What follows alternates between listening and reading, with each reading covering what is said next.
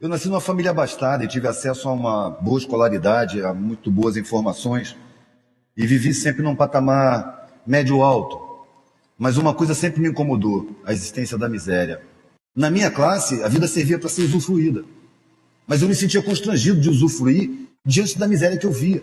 Os meios que eu andava não se via miséria, se via os serviçais. Mas como a gente viajava, as periferias das cidades são um cinturão de miséria sempre. Então eu via que tinha milhões de miseráveis, milhões de pobres, e não entendia, não conseguia entender.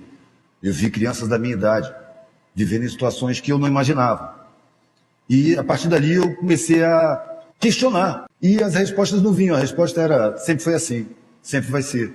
Eu me aproximava das pessoas mais pobres, porque eu tinha muita curiosidade de entender o código dessas pessoas.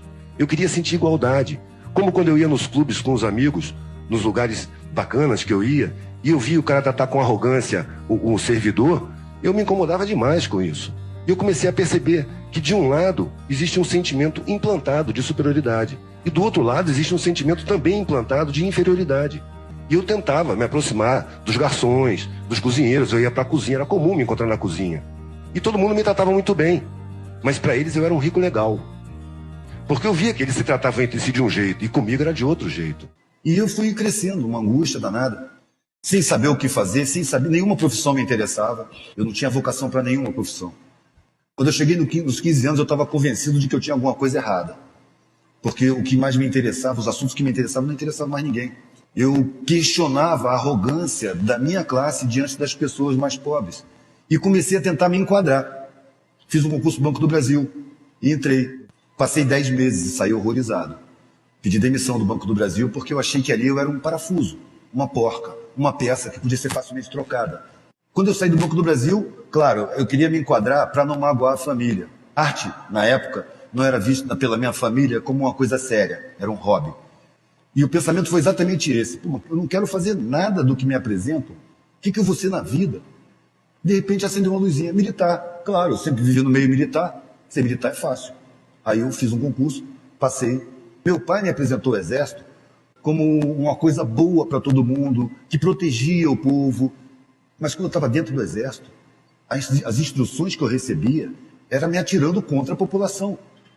E depois de um ano e pouco dentro da escola de cadetes, eu me vi com um fuzil na mão, apontando para uma manifestação de estudantes, gente desarmada. Isso violava todos os códigos que eu tinha aprendido com meu pai. O Exército serve para reprimir a população e não para proteger. Então pedi desligamento do Exército. E minha família ficou magoada e meu pai mais magoado ainda. Ele tinha muito orgulho de eu ser militar, seguir a carreira dele. Resolveram pagar um cursinho pré-vestibular, o mais barato que tinha.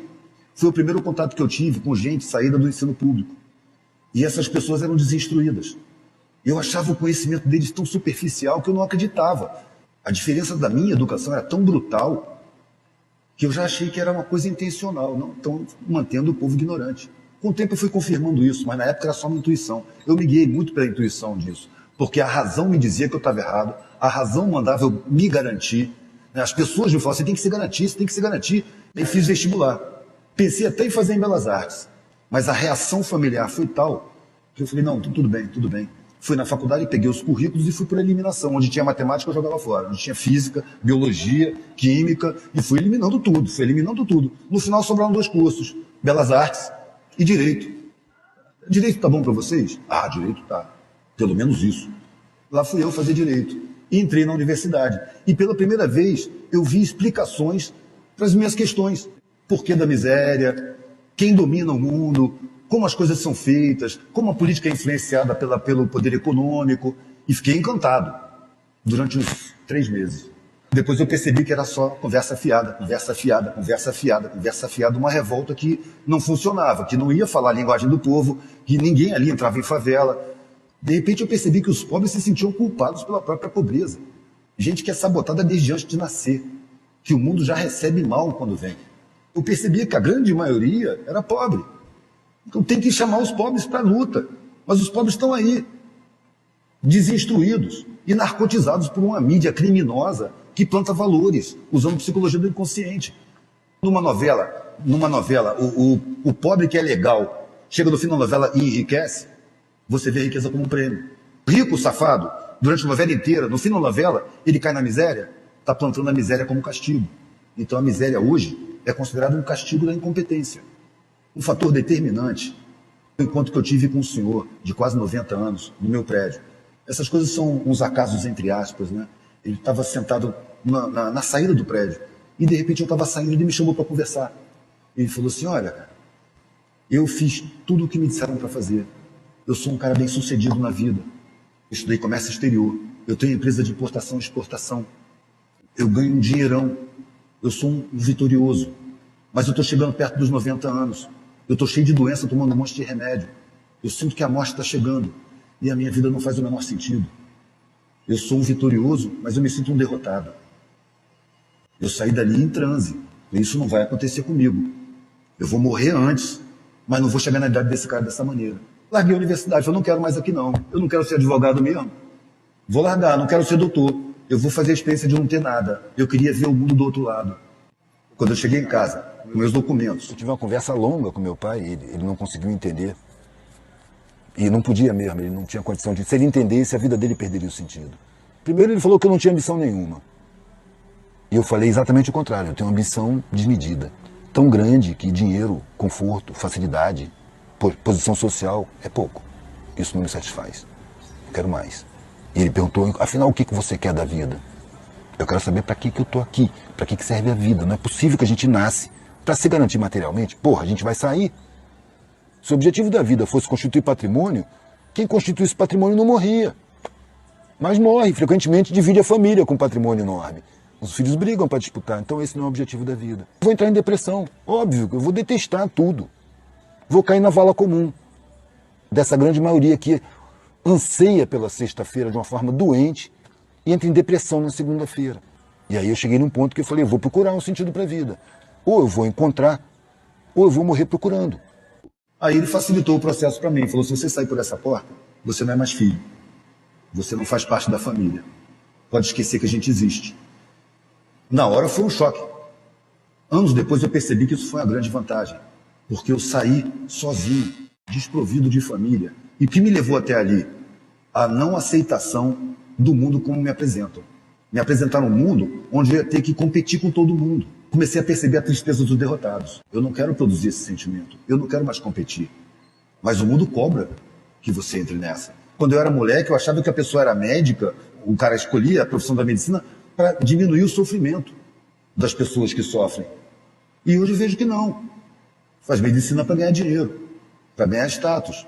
Essa mentalidade empresarial foi implantada na sociedade. E eu não vou participar disso. E aí eu comecei a andar, a pé, de carona, sem dinheiro nenhum, sem trabalho. Eu varria um chão, um prato de comida. Pintava uma cerca, um prato de comida. Lavava um banheiro, um prato de comida. Um prato de comida por dia estava bom. E seguia adiante. E comecei a perceber que eu era muito mais bem recebido nas áreas pobres do que nas áreas ricas. Estava em Recife e falei, eu não vou pedir comida na área pobre. Eu vou lá onde tem sobrando. Aí fui no bairro mais rico. Vi um portão aberto e uma festa acontecendo. Aí eu cheguei na porta, pô, dá licença. Pô, tô vendo um monte de comida aí, eu tô com fome, não tenho dinheiro, dá pra me arrumar um prato? Aí puseram um pouco de comida no prato, me deram, andei um pouquinho na calçada, sentei, tô comendo. De repente para um carro de polícia. O cara me deu a comida e chamou a polícia. Aí eu tô comendo. Para o carro de polícia, o sargento olhou pra mim assim, tá fazendo o que aí? Eu mastigando. Mostrei o garfo, comendo. Olha, você pegou comida aí? Eu falei, foi, me deram. Falei, pois é, não estão gostando muito de você aqui, é melhor você sair andando. Falei, tá legal, eu levantei e saí andando, comendo. Eu frequento muito favela, eu ando muito em favela, exponho em favela, vou em festa, sou chamado. E quando você entra numa favela e você é de fora, as pessoas não perguntam quem você é. As pessoas ficam te olhando, observam o seu comportamento, sentem você muito mais do que questionam você. Eles desenvolvem esse lado e não percebem. Eu pude perceber. No desenvolvimento da intuição, a gente se aproxima tanto da verdade que a gente começa a sentir as pessoas. E sempre conversando, e tratando com as pessoas mais pobres, na ilusão universitária de instruí-los. Eu ficava falando. Um belo dia, no meio da Amazônia, eu estava conversando com um grupo de garimpeiros e eu percebi que eles estavam rindo da minha cara, porque eu não estava entendendo nada do que eu estava falando. Eu estava falando um monte de palavras acadêmicas. Aí eu aprendi, poxa, eu tenho 2 orelhas, 2 olhos e uma boca. Parei de falar e comecei a ouvir. Eu tinha certeza que eu não chegava aos 30 anos de idade. Achei que ia morrer antes. Mas passaram os 30 anos. E aí eu achei que não ia chegar nos 40. Porque eu vi muita morte à minha volta, muita violência. Um cara morreu de tiro do meu lado, outro morreu de overdose no meu quarto, eu tive que fugir do hotel, senão ia dar problema. Então eu achava que a minha vida também estava prestes a acabar. Cheguei nos 50, alguém veio com a câmera, me filmou e botou no YouTube. E as pessoas começaram a me procurar. Eu não achei que estava falando nada demais, mas as pessoas acharam. Eu falo, eu acho óbvio. Eu encontrei satisfação. E era exatamente o que eu disse quando eu saí da universidade. Eu vou procurar satisfação na vida. Ou eu vou encontrar, ou eu vou morrer procurando. Quando eu percebo uma pessoa refletindo diante de um trabalho meu, eu falo, não, essa é a função que eu escolhi. Essa é a função que eu quero. Eu, quando andava de carona, eu peguei algumas caronas com empresários bem-sucedidos. E todos eles declaravam angústia. São pessoas que não revelam suas angústias no seu meio. Mas quando encontram um cara que é um merda social, eles confessam coisas incríveis. Eu já ouvi confissões incríveis. E o que mais me impressionou é que os empresários bem-sucedidos tinham uma angústia muito grande. O que satisfaz o ser humano é afeto. E ninguém diz isso pra gente. Aquele velhinho lá que falou que se sentia frustrado perto da morte, que olhava para a vida e a vida não fazia sentido, do mesmo jeito que enquanto ele estava lá lutando para fazer sucesso empresarial, ele pagou pessoas muito competentes para cuidar dos filhos, agora que ele estava todo doente, precisando de ajuda, os filhos moravam longe e pagavam pessoas muito competentes para tratar dele. E ele sentia falta de afeto. A gente esquece do afeto. A sociedade não aponta o afeto como objetivo de vida. E a gente vive iludido. Quanto mais você alcança objetivos materiais, mais insatisfação você tem e você estabelece outro objetivo material. Isso é um grande engano. Eu penso que a sociedade foi construída por uma elite, os reis, que precisavam provar sua nobreza. Eles moderaram a sociedade de forma a favorecer uma minoriazinha ínfima e submeter a grande maioria. E os reis hoje são os grandes banqueiros e os mega empresários. Invadiram as instituições, inclusive as universidades, e colocaram tudo a serviço de interesses empresariais. Inclusive a competitividade. Ela evita que as pessoas se unam, que as pessoas percebam. É um inimigo do outro. Um formando hoje na universidade, ele está apavorado. Ele vai sair da universidade e vai cair no mercado. É um pega para capar. Todo mundo é inimigo de todo mundo. Eu achei muito fácil me recusar a isso. Tem gente que fala, você foi muito corajoso. Eu nunca senti coragem. Eu tive um medo muito grande de viver uma vida sem sentido.